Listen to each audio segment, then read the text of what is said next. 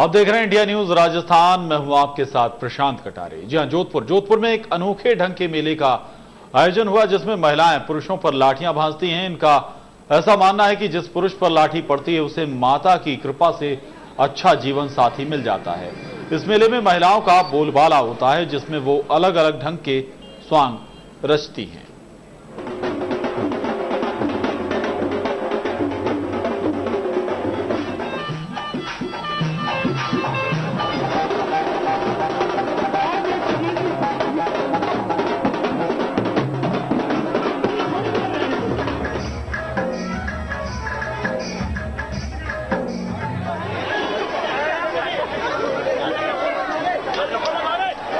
बता दें, जोधपुर की ये तस्वीरें हैं। जोधपुर में एक खास अंदाज का मेला आयोजित होता है जिसमें लड़कियां, महिलाएं, युवतियां लड़कों पर डंडे बरसाती हैं और ऐसी मान्यता है कि जिन पर डंडा पड़ता है उन्हें अच्छा जीवन साथी मिलता है।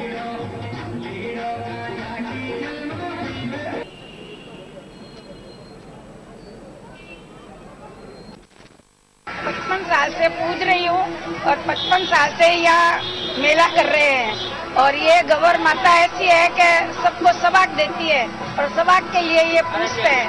16 दिन पूजते हैं, एक डोरा बनाते हैं, डोरे को 16 दिन पूजते हैं और 16वें दिन उसको पूजा करके फिर गवर माता को जाके प्रवेश कर देते हैं और रात भर राती जोगा देते हैं, गीत गाते हैं, अच्छे बस कपड़े पहनते हैं और सब लोग घूमते हैं, फिरते हैं, अच्छे खाते हैं, गोटे करते हैं, वैसे सब लोग। और सबाक के लिए ये खास है। रात को तालाब पर जो महिलाएं जाती है उस पर मान्यता है कि सामने से पुरुष नहीं आना चाहिए। क्या वजह है कि सामने से पुरुष? ये जो गवर है वो दागते आई हुई है, किसी के घर में बड़ी हुई है, इसीलिए सामने जो पुरुष, अब तो ये मानते नहीं है।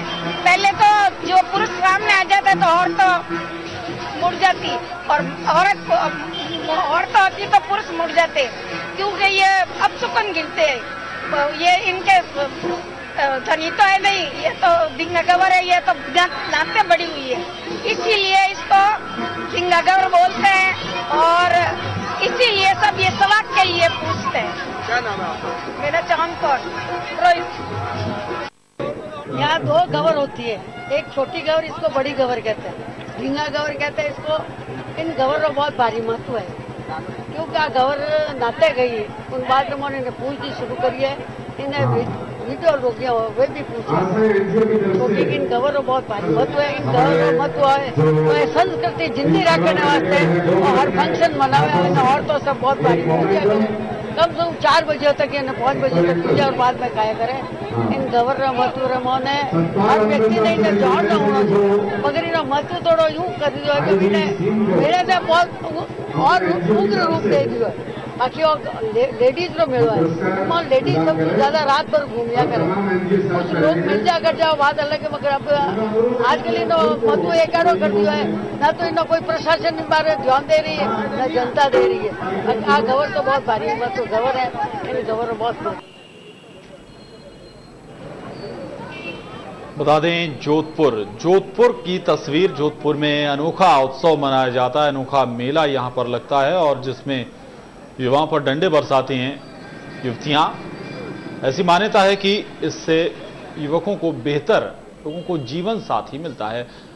जोधपुर से ललित हमारे साथ जुड़ गए हैं। जो ललित, आपसे जानना चाहेंगे कब से ये मेला यहां पर चलता आ रहा है, कैसी मान्यता है, इस मेले में कौन कौन लोग शामिल होते हैं?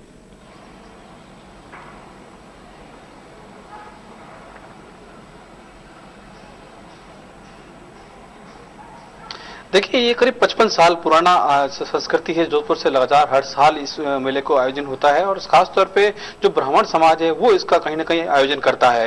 एक मेला होता है, एक पूजा होती है जिसको गवर माता की पूजा बोलते हैं, जिसमें 16 दिन महिलाएं पहले पूजा पाठ करती है, घर के अंदर 16 दिन कंटिन्यू उनकी पूजा पाठ करती है और 17वें दिन इस मेले का आयोजन होता है। मान्यता ऐसी है कि जो महिलाएं उनकी पूजा करती है उनके सुहाग की उम्र लंबी भी होती है और एक मान्यता और भी है कि जो महिलाएं किसी कुंवारे लड़के को बैत मारती है, उनकी शादी भी बहुत जल्दी हो जाती है।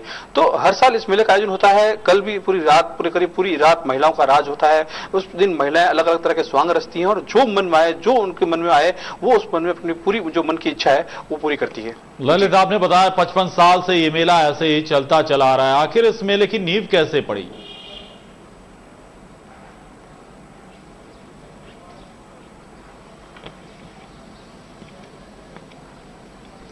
देखिए, जो गणगौर का जो मेला है, जो पूरे राजस्थान में हर जगह देखने को मिलता है, लेकिन जोधपुर में जहां तक बात करें, यहाँ अलग तरह से पूजा होती है। और करीब जो पुष्करणा ब्राह्मण समाज है उसने इस मेले की शुरुआत की थी। करीब 5 दशक पहले इस मेले की शुरुआत हुई थी। और जो 16 दिन घर के अंदर पूजा पाठ करते हैं, गौर को पूजते हैं और हर रोज महिलाएं उसकी पूजा पाठ करती है, भजन कीर्तन करती हैं और उसकी गणगौर माता को खुश करने की कोशिश करती हैं।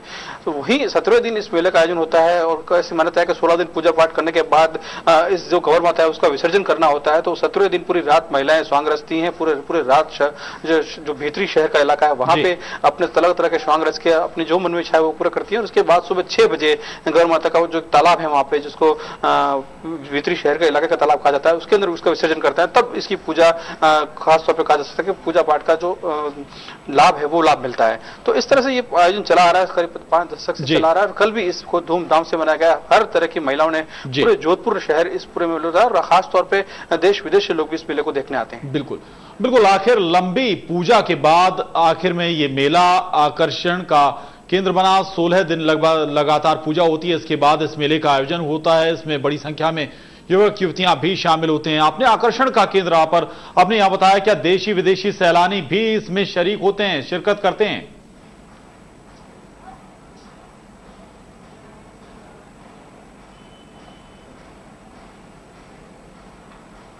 जी बिल्कुल, चूंकि इस भीतरी शहर के इलाके में इस मेले का आयोजन होता है और खासतौर पर भीतरी शहर के इलाके में कई ऐसे गेस्ट हाउस है जहाँ पे देश विदेश के फॉरेनर यहाँ की संस्कृति को देखने हर साल आते हैं। जोधपुर की सांस्कृतिक राजधानी भी कहते हैं, क्योंकि इसी चलते यहाँ पे लाखों की संख्या में टूरिज्म का हब आता है। कई टूरिस्ट यहाँ पे अपने राजस्थान की जो संस्कृति, जोधपुर में जो खासतौर पर किले और भीतरी शहर का इलाका जो कल्चर उसको देखने आते हैं, तो इसी के चलते वो वहीं रहते हैं और इस मेले के आयोजन के खासतौर पर लुत्फ उठाने के लिए हर साल आते हैं। कल भी ये देखा गया, हर तरह के जो टूरिस्ट थे, हर देश के टूरिस्ट थे, इस मेले का आयोजन ले रहे थे। और खासतौर पर कई टूरिस्टों को भी बैत पड़ी है। यहाँ की जो औरतें हैं, जो लड़की हैं, उन्होंने कई फॉरेनर को बैत मारी है ताकि यहाँ की जो संस्कृति है वो कायम रह सके।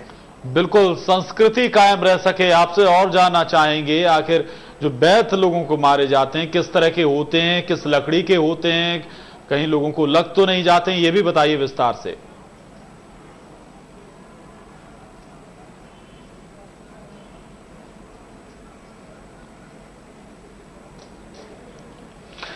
जी, जहां तक बैत की बात करें तो ये बैत एक छड़ी होती है, लकड़ी छड़ी होती है। उस पर कहीं ना कहीं वो उस छड़ी को डेकोरेट करते हैं। 16 दिन उस छड़ी को गौर माता की पूजा के पास रखते हैं और 17वें दिन जब गौर माता की सवारी निकलती है तब औरतें इस छड़ी को लेकर निकलती हैं। तरह तरह के स्वांग रचती है, कोई वकील बनता है, कोई पुलिस बनता है, कृष्ण बनता है, कोई महादेव बनती है। तो कहीं ना कहीं इस तरह अलग अलग स्वांग रच के महिलाएं बैत लेके निकलती है। एक बात और है कि जो महिलाएं स्वांग रच के जाती है, उनके हस्बैंड भी उनको नहीं पहचान पाते, क्योंकि उनका पूरा गुड गेटअप जो है वो चेंज हो जाता है। और जब ग्रुप के साथ जब शहर में निकलती हैं, आसपास की जो सहेलियां हैं वो ग्रुप के साथ निकलती हैं, अलग तरह के स्वांग रचती है, तो एक रोमांच करने वाला दृश्य होता है जिसको पूरा शहर देखने को आता है। जी चले, बहुत शुक्रिया आपका ललित इस पूरी जानकारी के लिए। बेहद आकर्षण का केंद्र ये मेला है। 16 दिन पूजा के बाद 17वें दिन ये मेला आयोजित होता है। इस मेले में तमाम तरह के स्वांग रचे जाते हैं। अलग अलग जो भगवान हैं या जो देवता हैं उनका स्वांग रचा जाता है। और इस मेले का जो खास आकर्षण होता है वो बैत से लोगों की पिटाई होती है, युवाओं की।